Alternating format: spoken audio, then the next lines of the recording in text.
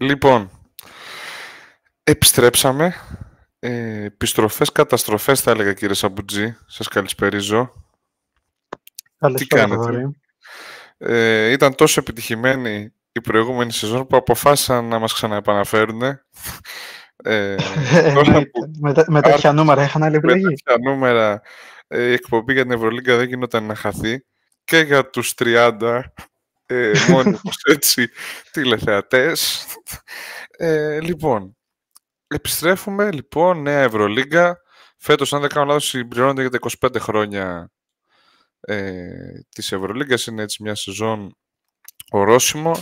Έχουμε τρομερό Ολυμπιακό, τρομερό Παναθηναϊκό, μεταγραφές, ιστορίες, πράγματα, θαύματα. Ωστόσο, σήμερα θα σχολιάσουμε τα δύο παιχνίδια του Ολυμπιακού και του Παναθηναϊκού. Δεν θα κάνουμε όπως ήταν το format πέρυσι που μας έπαιρναν 2 ώρες η κάθε εκπομπή που σχολιάζαμε σχεδόν τα πάντα. Βέβαια θα μείνουν μέσα οι προβλέψεις μας που σε όλα πέφταμε μέσα, από ό,τι θυμάμαι. Λοιπόν. Ναι. Δυστυχώς φιλαράκια μου και φέτος. Λοιπόν, πάμε πρώτα στο Παναθηναϊκό, όπου κατάφερε να ξεκινήσει με το δεξί κόντρα στην Άλμπα. Θα βάλω εδώ τον Λεσόρ, το καλύτερο πεντάρι στην Ευρώπη, όπως μου είπες και εσύ, κύριε Σαμπουτζή. Και το στηρίζω και δημόσια. Και το στηρίζω και δημόσια. Όσο και αν δεν με συμφέρει. Λοιπόν, θέλω να μάθω τι είδατε σε αυτό το παιχνίδι. Κοίτα να δεις, όπως θα το πω από τώρα για να με το πω και στον Ολυμπιακό, θεωρώ ότι κανένα πρώτο παιχνίδι για καμία ομάδα της διοργάνωσης και όχι μόνο για τις ελληνικές δεν μπορεί να είναι προσωπευτικό για το τι θα δούμε στη συνέχεια. Οι ομάδες είναι ακόμα ανέτοιμες, σε μεγάλο βαθμό κάποιες αρκετά πιο ολοκληρωμένες κάποιες άλλες. Ο Παναθηναϊκός έδειξε μια καλή εικόνα, επιθετικά ήταν πάρα πολύ καλός.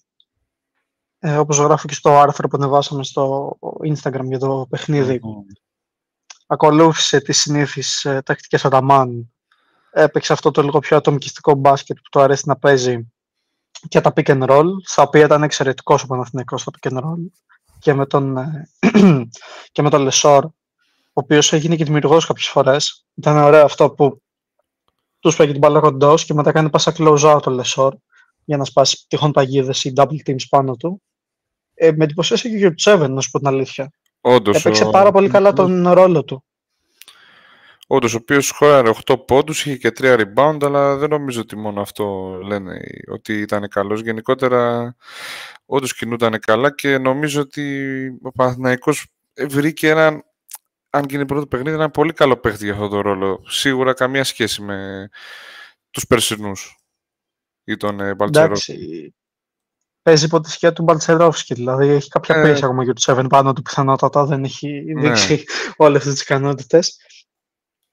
Παρ' όλα αυτά, όντως φαίνεται εξαιρετικός και φαίνεται ότι θα είναι και πάρα πολύ χρήσιμος, ίσως σε συνθήκες πίεσης όπου θα χρειάζεται ένα γερό screen στην περιφέρεια ο Παναθηναϊκός. Είναι κάτι που μπορεί να το δώσει ίσως και καλύτερα από το Λεσόρο, λόγω σωματοδομής.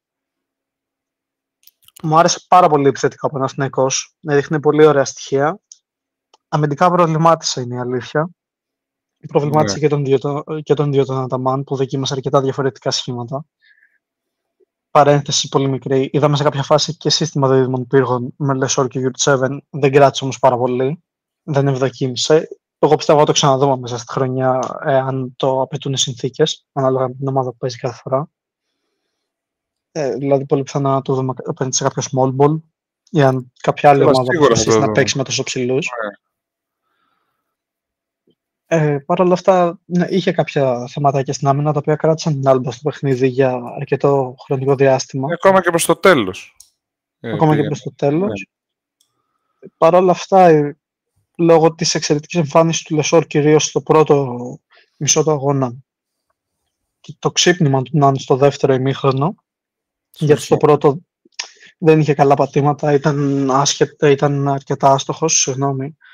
Στο δεύτερο έκανε ένα one-man show στο σκοράρισμα όταν χρειάστηκε και κατάφερε ο Παναθηναϊκός να ξεμπερδέψει χωρίς ιδιαίτερες ανησυχίες.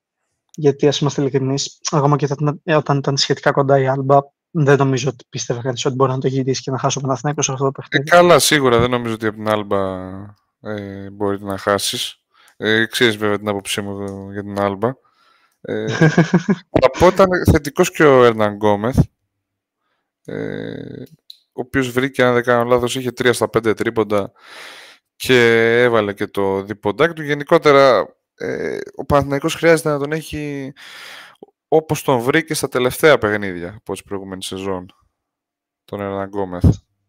Συμφωνώ απολύτως μαζί σου. Όντως θυμίζει έναν Γκόμεθ του δεύτερου μισού της σεζόν και ήταν πολύ θετικό το πρόσημο και για τις 3 μεταγραφές του Παναθηναϊκού, έτσι, γιατί είπαμε για το Γιουρτσέβεν, που ήταν όντως πολύ καλός. Ναι. Ο Οσμάν ψιλοέμεινε σε ριχά νερά γενικότερα, αλλά εγώ είδα αρκετή προοπτική. Εντάξει, μιλάμε για έναν πάρα πολύ καλό παίκτη, έτσι. Εγώ πιστεύω ότι όταν βρει πατήματα σίγουρα θα ενισχύσει ακόμα περισσότερο τον Παναθηναϊκό και θα είναι το πρέπει να βρει όντως θετικά. πατήματα. Είναι και λίγο διαφορετικά τα πράγματα με το συγκεκριμένο. Αλλά και ο Μπράουν είναι κακός. Αυτό μου άρεσε πολύ ο Μπράουν, γιατί παρότι είδαμε αρκετές φορές να μιλάει μέσα στο γήπεδο που έδειχνε ότι δεν είχε ακόμα το βαθμό συνεννόησης ώστε να μπορεί να γίνουν μηχανικά κάποια πράγματα που θέλει να δουλεύει με τους παίκτες του. Έδειξε μεγάλη διάθεση και να σκοράρει. Τους πρώτους του πόντους που επιτόντως τους έβαλε με ένα από αυτά τα mid-range που έχουμε συνηθίσει να βάζει. Έδειξε μεγάλη ενέργεια και για να σκοράρει και για να δημιουργήσει. Και νομίζω ότι αν προσθέσει ακόμα έναν δημιουργό με έναν Λούκα τόσο καλό, ο Παναθηναϊκός στο παιχνίδι του πάει με μεγάλη φόρα για Final Four, ίσως repeat, δεν ξέρω. Νωρίς ακόμα στη σεζόν για άλλα τέτοια. Αλλά είναι ξεκάθαρα φαβορί. Έχει γεμάτο ρόστερ. Είναι από τα φαβορί, είναι πολύ γεμάτο το ρόστερ του. Βέβαια, εντάξει, έχει ακόμα, είπαμε, είναι το πρώτο παιχνίδι.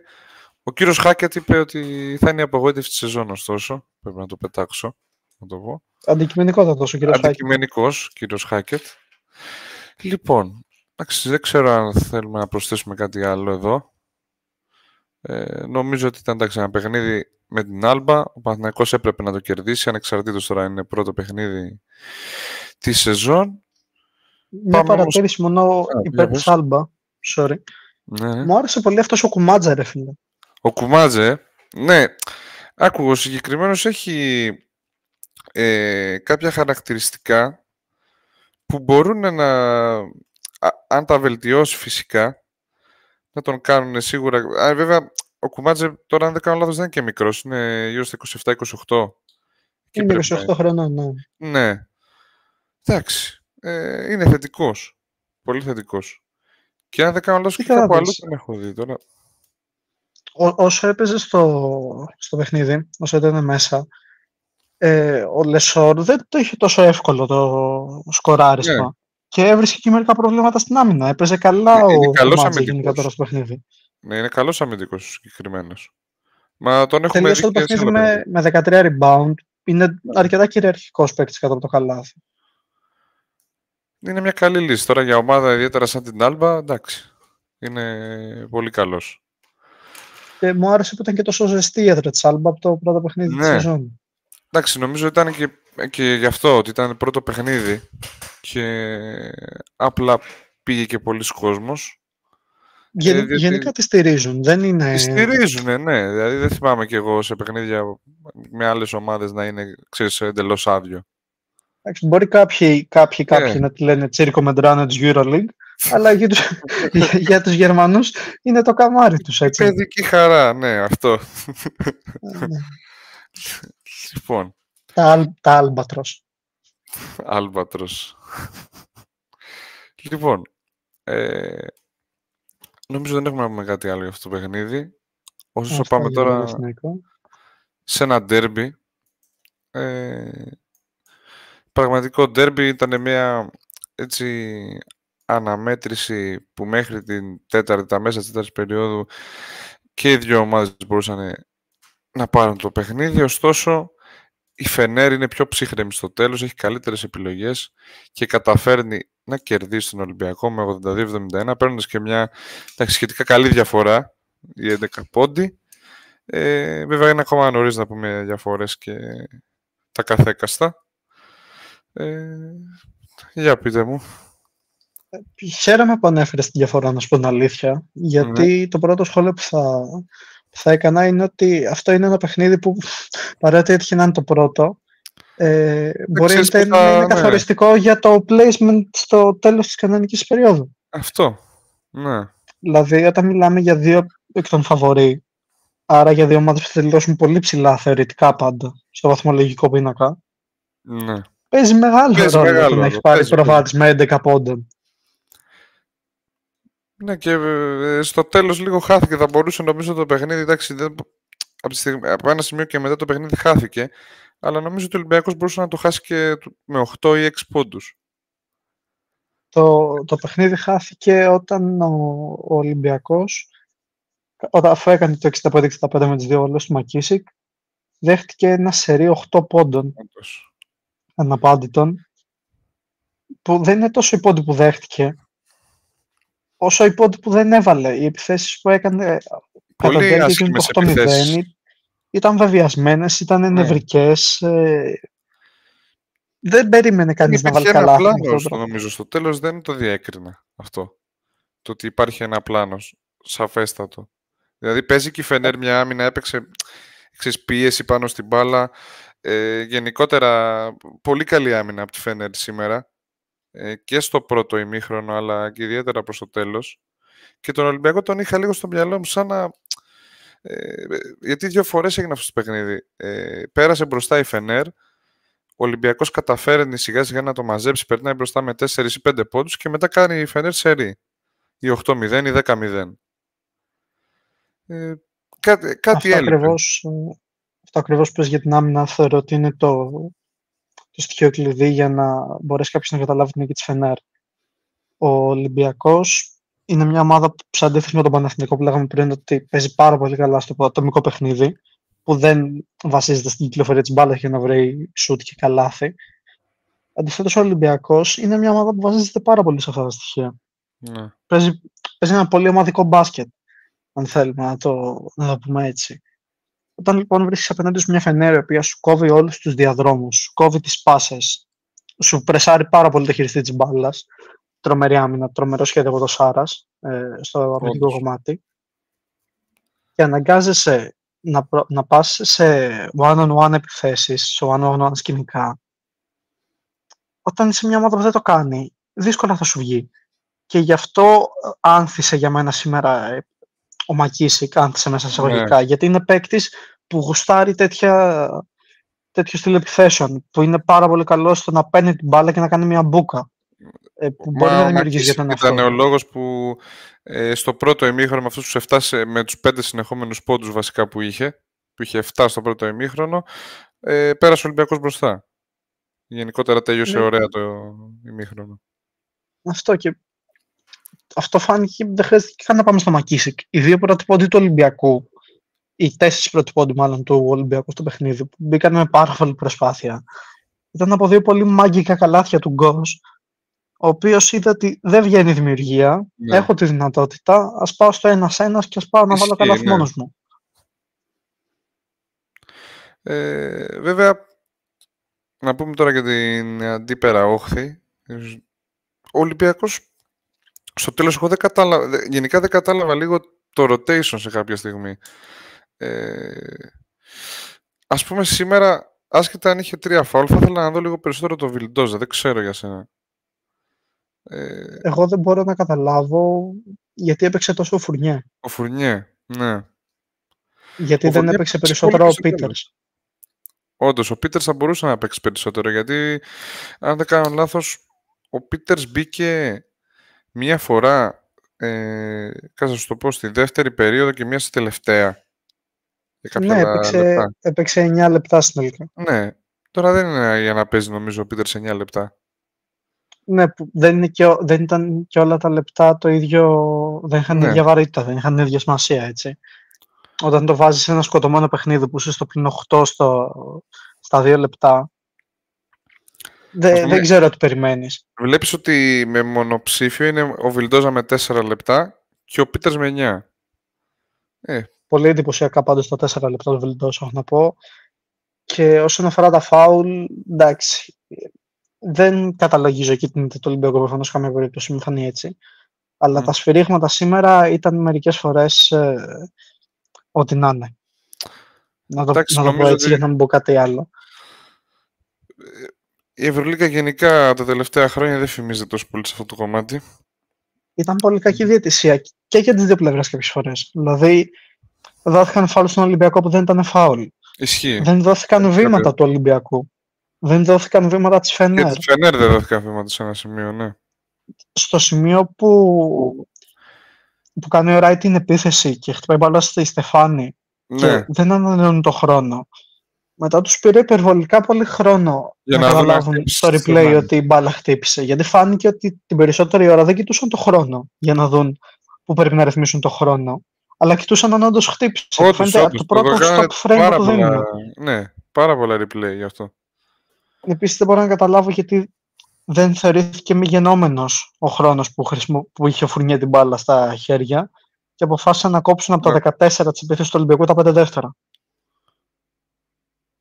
Αν ο κανονισμός αυτό προβλέπει, πάσω. Δεν ξέρω απ' έξω τους κανονισμούς της EuroLeague σε τέτοιες ιδιάζουσες περιπτώσεις. Ναι. Είναι και περίπτωση πάντως, εντάξει. Και ο speaker την ίδια πορεία με μένα είχε. Χωρίς αυτό να σημαίνει ότι ο speaker έχει την μπανάκι, ας πούμε, και ξέρει τους κανόνες καλύτερα από τους διαιτητές. Να πούμε ότι εντάξει, προσπάθησε και πολύ ο Ράιτ σήμερα. Δηλαδή αυτά τα παιδιά και ο Πετρούσεφ και ο Ράιτ έχουν δύσκολο έργο τώρα στην αρχή. Μέσα στο μυαλό μου είσαι και εγώ για το Ράιτ θέλω να πω κυρίως και για τον Πετρούσεφ φυσικά. Το ότι ο Ράιτ ξεκίνησε απέναντι στον Μπόμπαν. Ίσως κάποιος που δεν ξέρει και πολύ τον Μπόμπαν ή δεν του φαίνονταν τόσο μεγάλη διαφορά από την τηλεόραση. Όχι, είναι μεγάλη. Δεν καταλαβαίνει σε τι ακραίο mismatch βρισκόταν ο Ράιτ. Ο Μπόμπαν του ρίχνει 20 πόντους έξω στο κεφάλι. Και αν και έκανε λίγο. Έπαιζε σε συνθήκες mismatch όλη την ώρα. Τα πήγε πάρα πολύ καλά μετά από ένα σημείο. Στην αρχή έβαλε 6 πόντους συνεχόμενους με τον Μπόμπαν. Μέχρι να βρει λίγο τα πατήματα του Ράιτ. Αλλά μετά κατάφερε να βγάλει κάποιες άμυνες. Κατάφερε να βγάλει άμυνες. Ήταν καλό που κατάφεραν αρκετές ώρες και έπαιξαν άμυνα από μπροστά στον Μαριάνοβιτς, ώστε να μην μπορέσει να πάρει την μπάλα. Κυρίως γιατί αυτός είναι ο μόνος τρόπος να παίξει άμυνα σε mismatch με τον ψηλό στο post. Δεν υπάρχει άλλος τρόπος. Ή αυτό ή να του κάνεις φάουλ χαμηλά μετά με δεύτερο παίκτη σε βαγίδα. Για να μην βάλει καλά ουσιαστικά. Μου άρεσε που ο Μπαρτζόκας δεν άφησε το Ράιτ εκτός επιθετικά από το σχεδιασμό του παιχνιδιού και τον έβγαλε και έξω αρκετές φορές για να πάρει τρίποντο, γιατί ήξερε ότι ο Μαριάνοβιτς δεν θα ακολουθήσει προφανώς. Είναι πολύ βαρύ κόρνη για να τον ακολουθεί μέσα έξω. Έβαλε ένα από τα 3 που πήρε ο Ράιτ. Το έβαλε σε κρίσιμη στιγμή. Όντως. Παρ' όλα αυτά, δυστυχώς πήγε στο βρόντο. Όπως και το πολύ καλό σερί που έκανε ο Πετρούσεφ επιθετικά στην τέταρτη περίοδο πήγε στο βρόντο, γιατί αυτό ουσιαστικά ευθύνεται για την ισοφάριση. Αλλά ο Ολυμπιακός δεν τα κατάφερε. Και για μένα είναι αυτοκαταστροφικός. Γιατί δεν το αγγίξαν αυτό καθόλου. Αλλά από όταν προηγήθηκε με το. Ναι. Ακολουθεί την ίδια νοοτροπία αυτοκαταστροφής. Όταν κάνει ο Ράιτ τους 6 σερί πόντους και παίρνει το μεγάλο προβάδισμα στην αρχή της τρίτης περίοδου. Ναι. Μετά κάνει ή 3 ή 4 λάθη. Συγχωρέστε με, δεν θυμάμαι ακριβώς τον αριθμό. Νομίζω 4 συνολικά στην περίοδο. Τα 2 είναι ίδια. Πουλάει 4 κατοχές έτσι.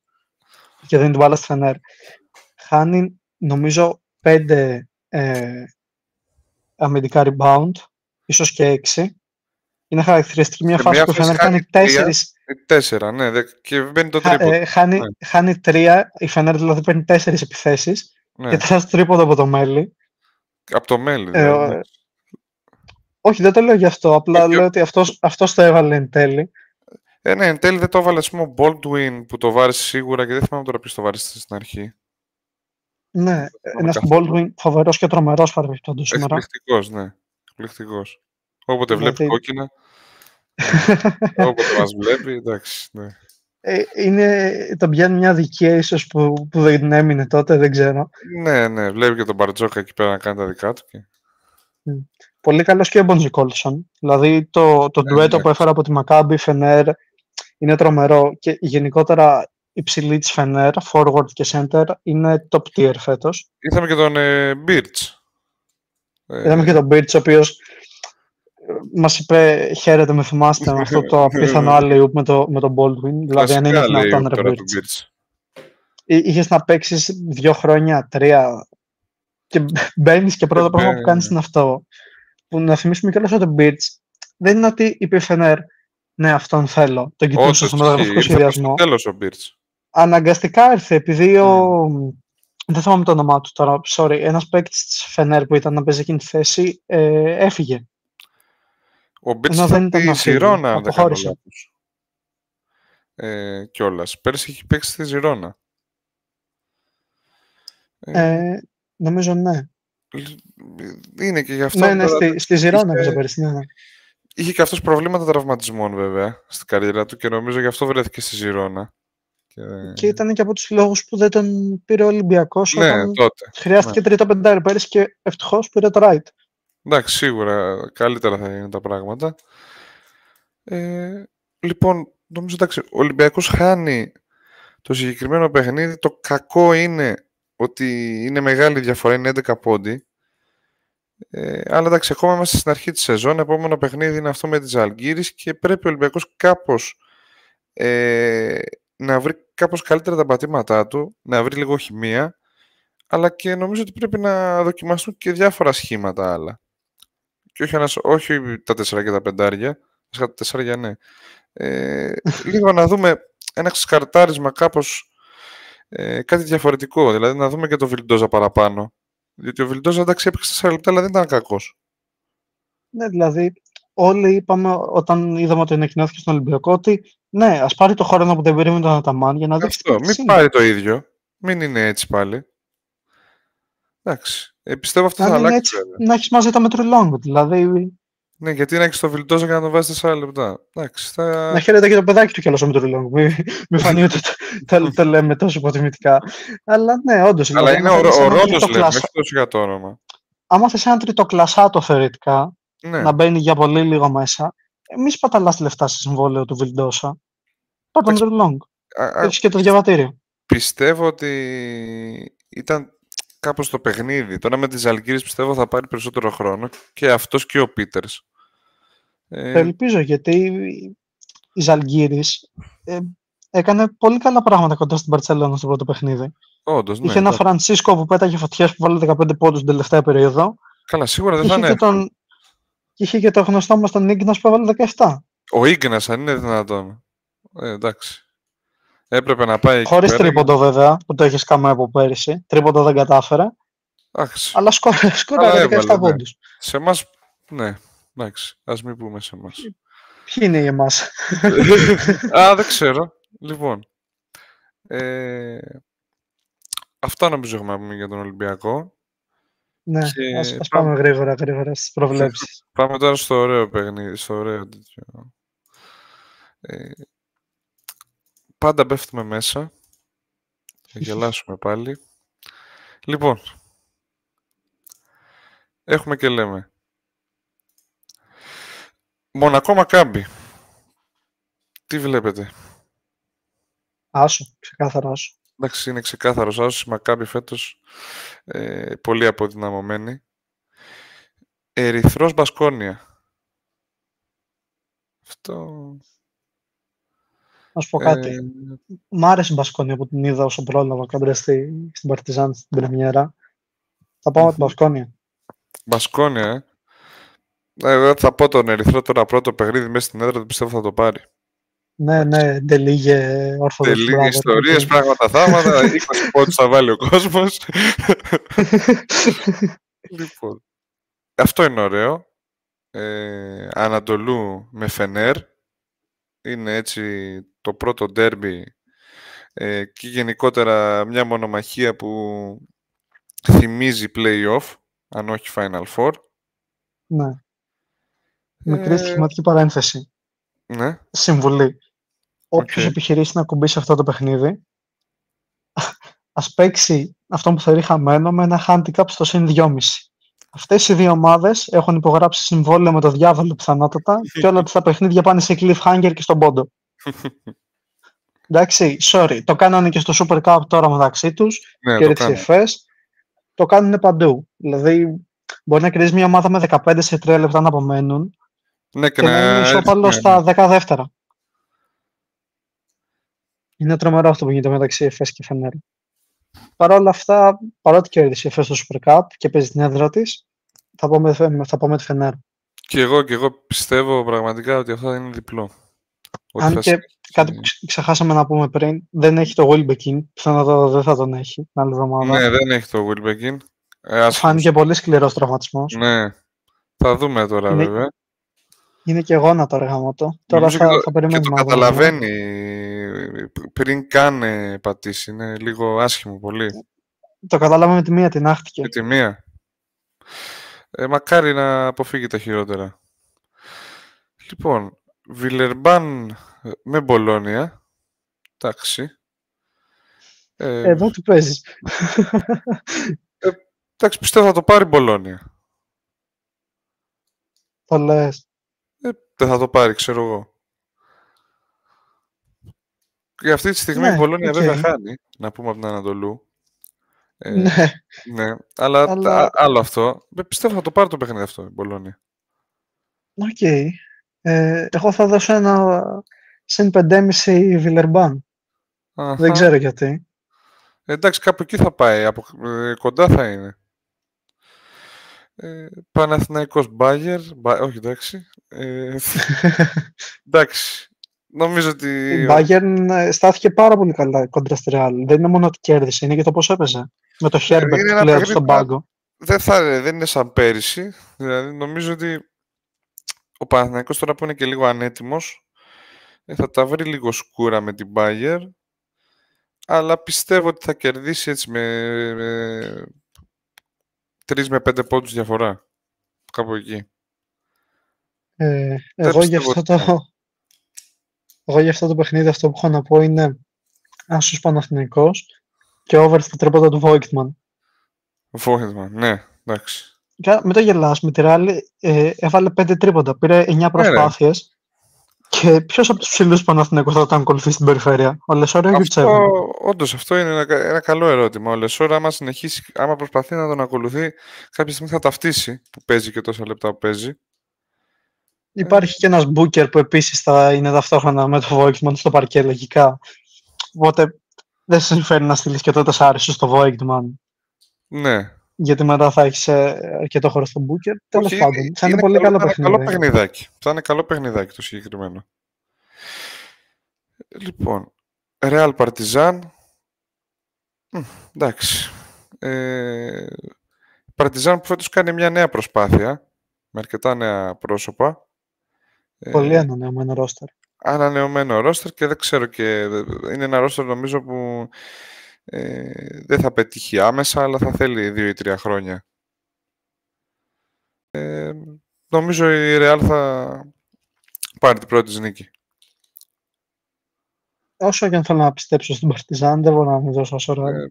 Εντάξει, ναι, δεν νομίζω ότι μπορεί να κάνει κάτι. Φίλε μου, Ολυμπιακός Ζαλγκίρις.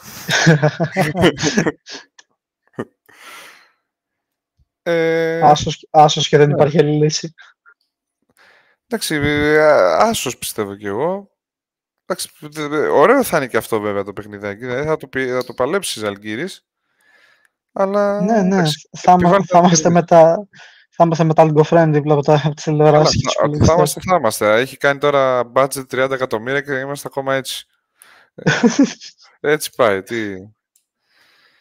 Λοιπόν. Από πότε Σπαρτάνος γίνανε κίτρινοι? Καλύτερη ερώτηση πότε δεν ήταν. Τέλος πάντων. Αυτό βασικά. Ας συνεχίσουμε. Λοιπόν, Αρμάνι με την Παρί. Άσος. Νεοφώτης στην Παρί. Εντάξει, άσος και εγώ θα πω. Και εντάξει, Μπαρτσελώνα με αυτή το παιδότοπο εκεί τι είναι. Ναι, θα το πάρει η Μπαρτσελώνα. Πιστεύω. Η εμφάνιση στην Μπαρτσελώνα δεν με πείθηκε τόσο πολύ. Εντάξει, αλλά τώρα παίζει με το παιδότοπο, δεν ξέρω. Ναι, ο παιδότοπος πέρυσι είχε κάνει και ιδέα. Ναι, όντως είχε κάνει ο παιδότοπος πέρυσι. Ήταν εκεί που είχε κάνει ήττες από παιδότοπο και Αρμάνι μαζεμένες. Εντάξει, δεν νομίζω ότι μπορεί να το χάσετε, να σου πω τώρα στην αρχή. Έτσι. Okay. Βέβαια, θα σε εμπιστευτώ. Βέβαια, ναι. Καλά θα κάνεις, ναι. Άρα ξέρετε εσείς. Ένα άλμπα στο συν 5,5 στο 3 απόδοση και θα είστε μια χαρά. Λοιπόν, αυτές ήταν οι προβλέψεις μας. Αυτό ήταν το πρώτο επεισόδιο της νέας σεζόν. Να έχουμε καλή σεζόν και εμείς και οι ελληνικές ομάδες. Και θα τα ξαναπούμε στο επόμενο επεισόδιο την επόμενη εβδομάδα. Γεια σας. Καλή συνέχεια.